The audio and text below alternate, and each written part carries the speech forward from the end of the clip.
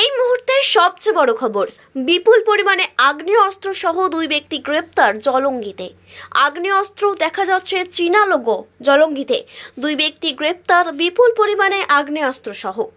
সূত্রের খবর, গোপন খবরের ভিত্তিতে আজ জলঙ্গি থানার পুলিশ জলঙ্গি থানার অন্তর্গত সাহেবরামপুরে অভিযান চালায়। তখনই দুই ব্যক্তিকে সন্দেহভাজনভাবে দেখতে পায় এবং আটক করে।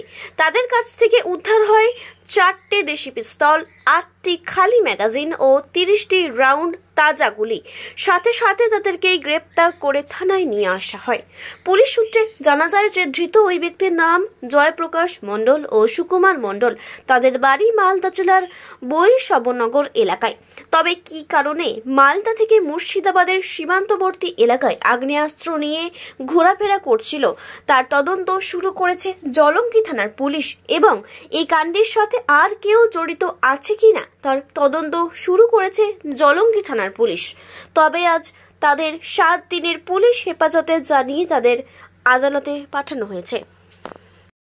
মাধ্যম থেকে একটা খবর পেয়েছে, তার খবর পেয়ে থানার টিম, আমাদের যে ওসি আছে, পিসি অফিসার আছে, ওরা গিয়ে একটা রেড করেছে। রেডের মাধ্যম থেকে আমরা 2টা আসামি ধরেছে। আসামির নাম হচ্ছে জয়প্রকাশ মণ্ডল আর সুরজ মণ্ডল। ওর কাছ থেকে আমরা 4টা আর্মস পেয়েছে, 7mm পিস্তল যেটাকে আমরা বলি। তার সঙ্গে আমরা 8টা এমটি ম্যাগাজিন পেয়েছে আর 30 লাইভ অ্যামিনিশনস পেয়েছে।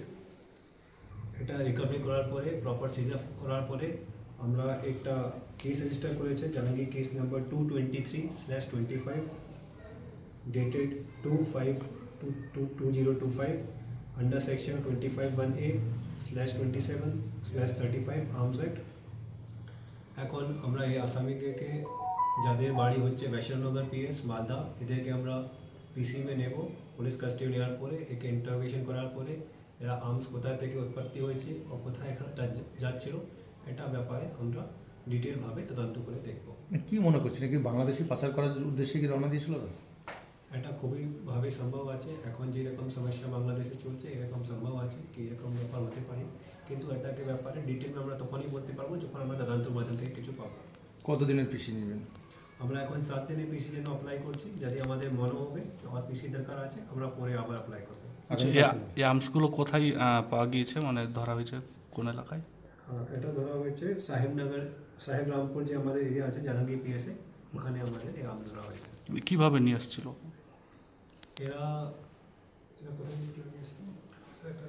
একটা নাইলন ব্যাগ মে করে নিয়ে আসছিল। ওদেরকে তখন আমরা ইন্টারসেপ্ট করে ডিটেইন করে তারপরে ওদের কাছ থেকে নিয়েছি।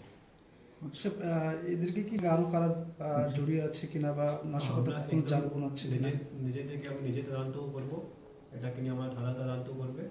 এটাকে নিয়ে আমরা পুরো ডিটেলভাবে গিয়ে যদি এর পেছনে কোনো র্যাকেট আছে, কোনো অর্গানাইজড গ্যাং আছে, আর আমরা ওই হিসাবে ওদের বিরুদ্ধে অ্যাকশন নিয়ে ওদেরকে গ্যাংকে পূর্ণভাবে সমাপ্ত করার চেষ্টা করবো। থ্যাংক ইউ, ধন্যবাদ।